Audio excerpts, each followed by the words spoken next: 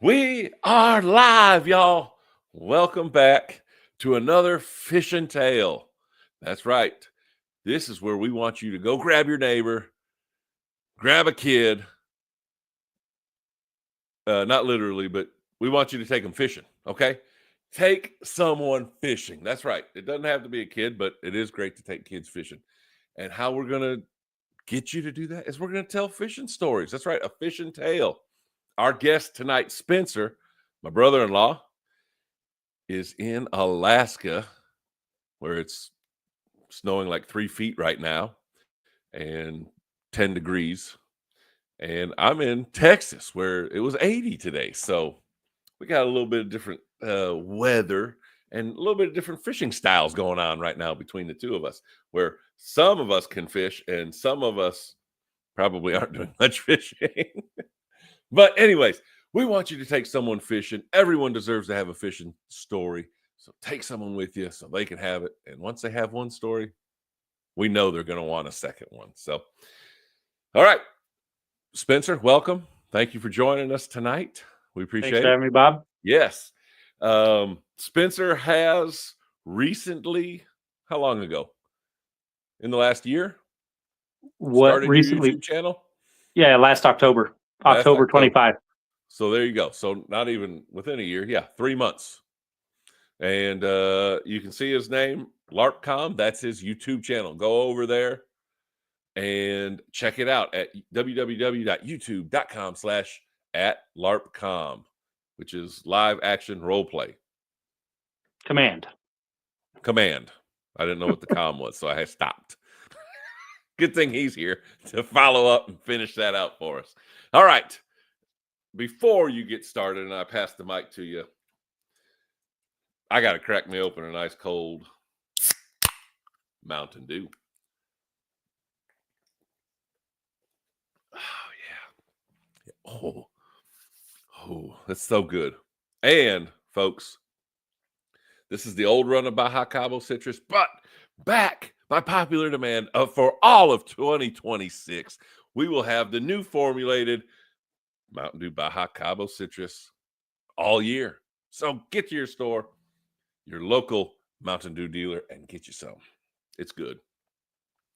All right, so here we go. We're going to tell a story. I'm going to pass it over to Spencer. It's really an open mic session for him where he's going to tell us a fishing story. It could be his biggest fish, the most fish, something funny that happened, a crazy moment, because if you've been fishing, you know stuff crazy happens. But really, it's whatever story he has. So, Spencer, LARPcom, all you. All right. So for the Fishing with the Bobber audience, you guys probably know Bob likes to do a lot of catch and release. And my style of fishing is I want that to go in the freezer. So if I go out fishing, I'm not really having a good time if I come home empty-handed. So years ago, Bob mentioned we were brothers-in-law. We married a pair of twin sisters. Yes. And Bob was busy coaching, but we went on a family vacation, the rest of us, down to Mexico. And our father-in-law took us fishing out on the ocean. And we were fishing for, swordfish, sailfish. It was pretty awesome, actually. Dang. So on the way out, I caught what they called a bonita. The captain was amazing. It was a father-son operation. The son was probably at the time, I don't know, in his mid-teens, and the dad was the captain, and he'd take us out to all the spots. And I caught a bonita. This is just a little appetizer to the story, which I never seen a bonita before, but it was about football round and about 2 feet long. Just like it looked like a real meaty fish. So I was already I was pretty excited. I don't know if it tastes good or not or what, but they had a live tank in the back. So they just opened it up and it kept it live. We didn't have to club it or anything. And when you go on guided trips, it's amazing because they do everything for you. So they gut the fish, they do all that sort of stuff, and all you got to do is just reel it in.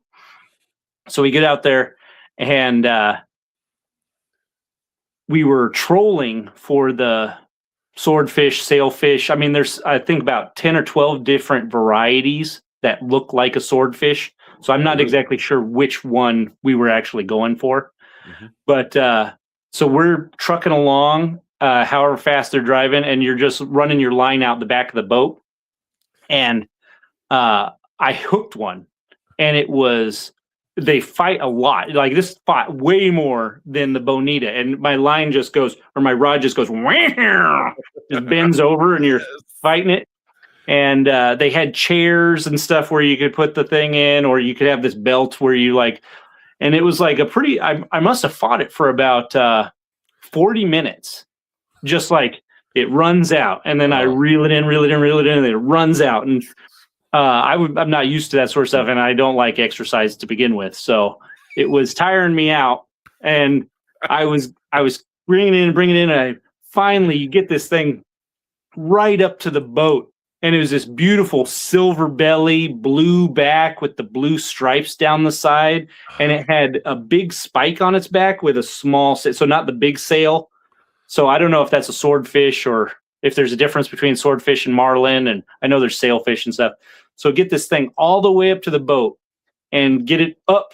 Its head was above the side of the boat, and the captain goes, "Do you want to keep it?" And I'm like, in my head, I'm like, "Of course I want to keep it. I mean, what am I doing out here?" And I look over, and Roy goes, "Oh no!" And they go, cut the line. The thing drops back in the ocean and swims off. And I was just like, "What the hell just happened?" That was my first time fishing with Roy, and I don't let him answer for me anymore when we go out for anything. But the captain, he was like, I What was were like, you gonna do well, with that big old sucker? well, that's what Roy said. Set the little steaks and Well, I don't know how try to you're cook it that supposed to night cut or it what? up. I don't know if you Yeah. cut it up like tuna, like where you have those big steaks, or you fillet it, or what. It was huge. Yeah. It was the biggest fish I've ever caught. How long would you say from the point of its nose, sword, whatever I mean, it whatever was you call it? if you from the tip of its sword nose to its tail. I want to say it was probably at least 6 or 7 feet long. And I asked the captain, I was like, so I mean, it wasn't like a world record one, like the ones you Yeah, see in Bass Pro or Sportsman's or something. They're the big fat ones. It wasn't yeah. real big and fat like that. But he was like, "Oh, I think it was probably like 120 pounds." And I was like, "Yeah, I That's would have shipped it back. I would have done whatever it took to put that in my freezer." they might not do But that down there. I don't know.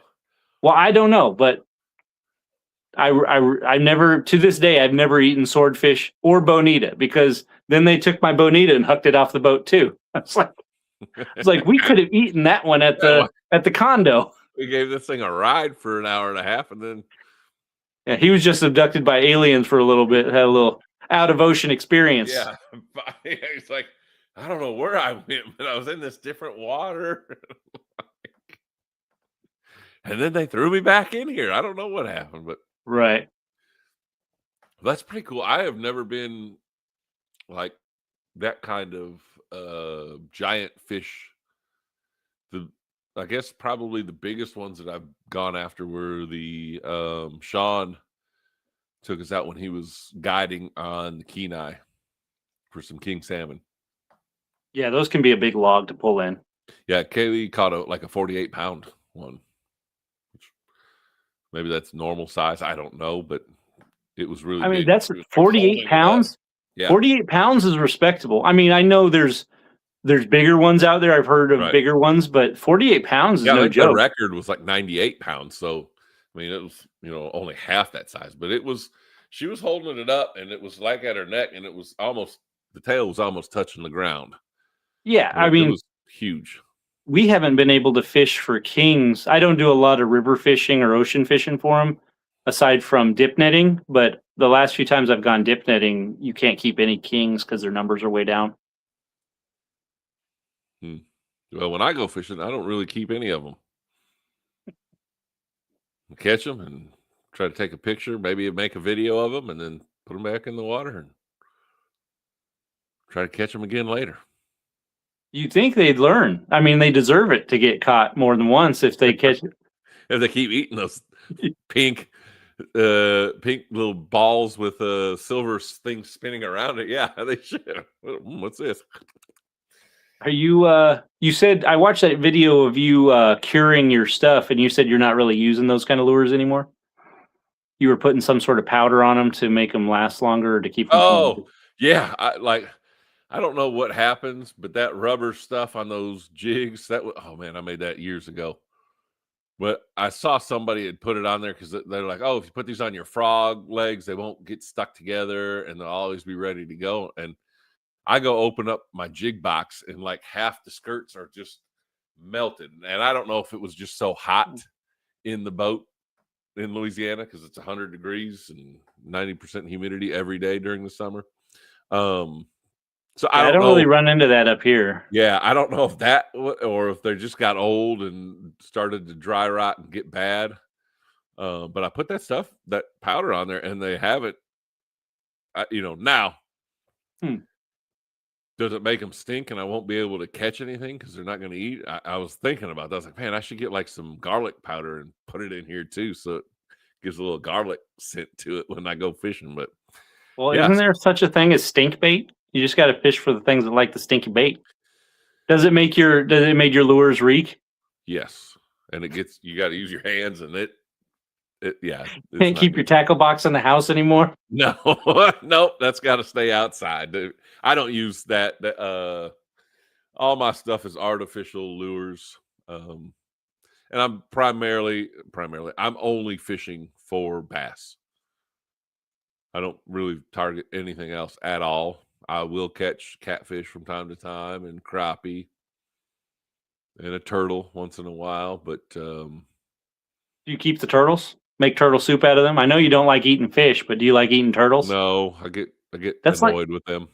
a Louisiana thing. Turtle Yeah, soup, isn't it? yeah. They eat everything over there. Oh, look at that! How long do you think this roadkill's been laying on the road? It's probably less than a day. All right, let's take it home. It's like the Beverly Hillbillies. Yes. Yeah, I don't get into all that. Pizza and burgers is I don't eat What's for fish. dinner? Yeah, Awesome. yeah, right, for sure. But yeah, I've never caught anything ginormous like that. I've caught some silvers up there, 8 to 12 pounds, not huge, but decent ones there, right? Yeah. Um, my biggest bass is 6'8". I've caught 3 of them. Can't get above that for whatever reason. And It's really the same one you caught 3 times. well, 3 different bodies of water, and I did not relocate it. Not saying that someone else didn't, but I wouldn't guess. But yeah, I caught one on Sibley Lake at like 11:30 at night in the pitch black. So do they seed the ponds and lakes there? Because I know up here they'll do that with you'll have like landlocked salmon or something that they've seeded, and you'll get a big water truck and they'll just start dumping water and fish start coming Just out of it. flying out of there. Yeah. Yeah. Yeah, it's kind of like so we do some of the ponds around here will bring during the winter bring trout in. And they put them in the ponds, and then they tell you, "Hey, we just put in all the trout on this date in this pond, and on this date in that pond. Go catch them, take them home, and eat them." Hmm. Because they're once it warms up, they're not going to make it. Water Too gets hot too for them. Yeah, the water gets to like 90 degrees, 90 plus. Over 90 degrees in the water, and trout can't stand that, I guess. But So are these ponds you're fishing in, are they man-made lakes? yeah, Because they're I had one of my coworkers years ago, he was talking about he's from Texas, or he was from Texas, and um, he had a buddy of his was water skiing, and since it was a man-made lake, they cut down all the trees, flooded it, and he was water skiing, and a stump floated to the surface, and he hit it and jacked up his leg. well, they don't really cut all the trees down. They just leave them and flood it. Yeah. And then what happens is that top will rot off. And then, like where the water normally is, it'll kind of rot off and fall off and float somewhere. Well, now you got a stump that's just at water. So if the water's up, you're fine going over it. But if the water starts, now you have stumps sticking there. Yeah, it's not. Oh, And wow. I believe folks say that we only have one natural lake in the state of Texas, Which one's that? Caddo, which is on the border of Louisiana, northwest Louisiana, and kind of northeast Texas. But the rest of them are man-made. And I mean, Hmm. the pond that I'm fishing that's in our neighborhood is a retention pond that was made. I'm sure they just pulled all the dirt out to make lots and, stuff like that. And then they just fill it up with water and try to direct some runoff into it so it can stay full. And then they stock some fish in it. But yeah, Texas Wildlife and Fisheries is one of the premier, or maybe the best, at bass breeding. And a lot of states are starting to try to copy what they have done here in the state of Texas with collecting. If you catch a 13 plus pounder, you can call a number and they will drive to you and pick it up from you. And then they'll give you a big prize package and all this stuff. And they take it to their place and they breed them with other giant bass. And then they take those little minnows and plant them all around the state with the genetics of giant bass. So you're fishing big mouth bass? Is that what you're doing? Large mouth, yes. Large mouth. Yep. We do have smallmouth in Texas and Kentucky spotted, but in our pond, it's all largemouth. Have you ever fished for ill-tempered sea bass with lasers on their head? No. I was like, where are we going here? So I have caught bass up there when we were out. In Alaska? Yes. Where? They're out when we're out in Seward, and we go out there and we drop down and you catch up, and it looks like they call them black bass, I think. I haven't done tons of ocean fishing. I'm pretty much targeting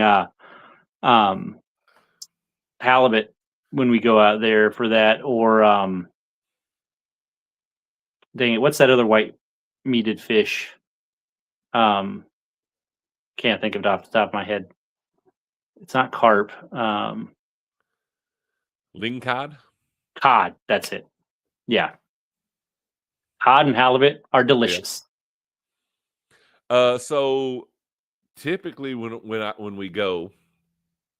I'm up there and they keep the salmon, right? And then we get home and they grill it, and they grill me some reindeer sausage. So I eat that, and my kids will eat the reindeer You'll eat sausage. game meat? Because I have a caribou that I have in the freezer. Like whenever we would go to like Gwinnie's, I'd always eat the reindeer sausage. I'm sure it's mixed with 95% pork and 5%. I ground my whole. I got a moose years ago, and I tried to eat it like steaks and roasts and stuff like that. And it wasn't really gamey, but I don't enjoy the taste as much as I like beef. So when I got this caribou, I just ground the whole thing into sausage, and I cut it with pork, so it has the proper fat content, because they're really lean otherwise. Right.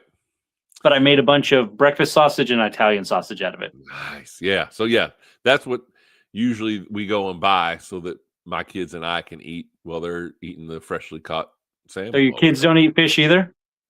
No, not really. They don't really eat a whole lot. It's probably my fault because I don't eat much either. But so Lindsay doesn't really like seafood, but Kaylee does, right? Kaylee, yeah, we always freeze some salmon and send it down here, and she's got it in the freezer. And then usually when I was coaching, she would cook that when I was on road trips, because I don't even like the smell of it cooking, and I'm just, right. Especially when you microwave it the next day. Oh no. Oh man. Oh, terrible. You can't get that smell out for weeks. But one time we caught halibut. We were up there and we're back at Roy and Betty's when they lived in town in Anchorage, Hmm. and they were making coconut fried halibut. And I had eaten my reindeer sausage, and they kept trying. Come on, try this. It's really good. You can't even. It doesn't even taste like fish. Doesn't even taste. So finally, like there was like a few pieces left. I'm like, all right, I'll try one. And I ate it. And I was like, well, this is really good. I Yeah, was like, halibut's awesome. let me get another one. And then like I ate another one, and I was like, I kind of want more, but that they were gone. I was like, oh, that. So whatever they did, they fried it. They called them coconut fried, or I don't know. They Hmm. I don't know.